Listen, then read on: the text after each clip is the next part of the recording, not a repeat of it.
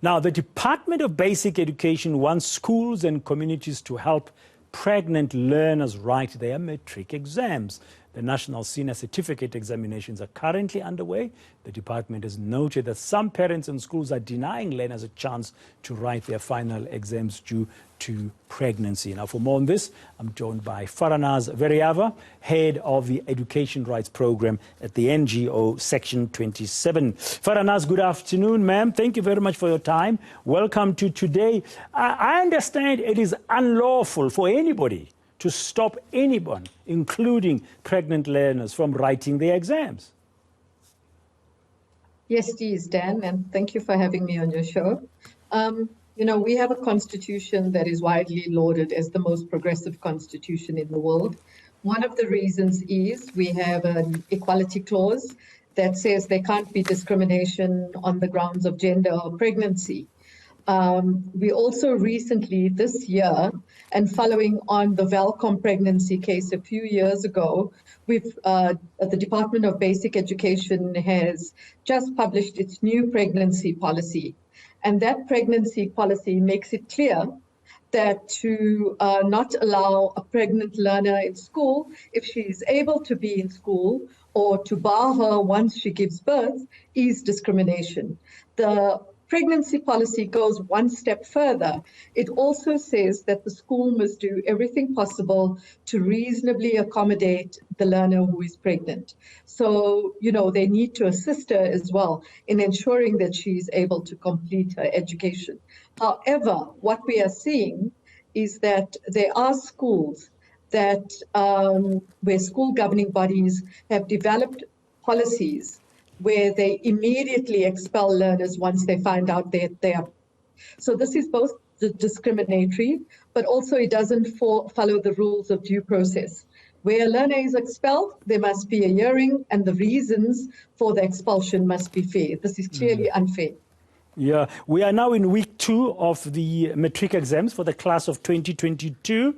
And the Department of Basic Education just the other day speaking about this and appealing to schools and parents and others to make sure that they don't bar anybody from writing. Do you think the department is doing all it can to ensure that these schools and whoever is stopping the pregnant girls from writing will be held to account and they will not succeed?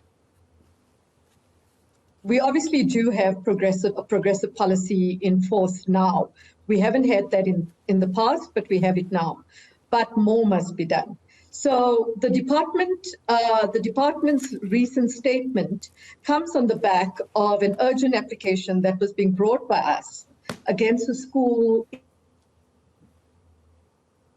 few pregnant learners, but one learner in particular is in Matric and she was about to write her English exam. And we then were going to take the school and the Department of Basic Education to court on an urgent basis. So what has happened since then? We have got the learner. Unfortunately, she has to write at an examination center at another school in another area. And this is because the school itself the parent body has become very violent, or not violent, but very threatening to the school principal, and they don't want the pregnant learners anywhere on the premises. And apparently this comes on the back of pressure from the tribal leadership in the area and so forth. So what we do need the Department of Basic Education to do is to be more proactive in speaking to communities, in getting communities to align their values, what is going on in the community with what the Constitution and the policy framework requires.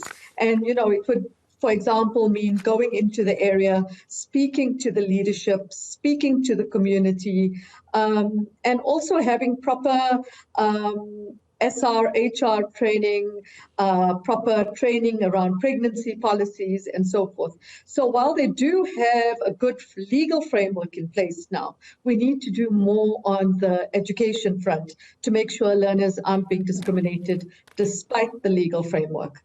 What recourse would a pregnant learner currently who's been stopped from writing the matric exams this time around, what recourse would they have in order to be able to complete their matric? Well, they would be able, the prospects of success of a case that they bring to court via us or one of the other public interest institutions, the prospects would be very good that they would be able to win their case on an urgent basis because the law is so strong. The other thing is that where learners aren't allowed now or haven't been allowed, they should still try and approach one of our organizations for legal help so that they can write supplementaries. The learner in question in our case already had provisional acceptance to a university next year. So can you imagine the injustice and unfairness to this girl who can go to university and ultimately provide for her child if she weren't allowed to write exams when she's got provisional acceptance? It's very unfair that this is happening in 2022. Yeah, what is Section 27's view or appeal to those who are opposed to pregnant learners from sitting now and writing their exams? What is Section 27's appeal? Well, our appeal to them is to change their pregnancy policies and to make sure that pregnant learners are getting an education.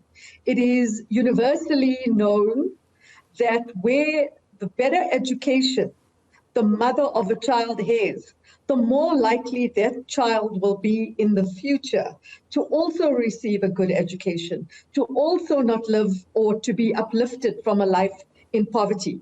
And if we don't do better towards our girl learners, we are just going to perpetuate a cycle of poverty and inequality. Thank you very much, Faranaaz Veriava, for your time. She's, of course, from Section 27. It is unlawful to stop anybody, especially those who are pregnant, the pregnant girls, from writing their matric exams. But different schools apply different rules. But the national policy says you cannot prevent a learner from writing her matric exam simply because she is pregnant.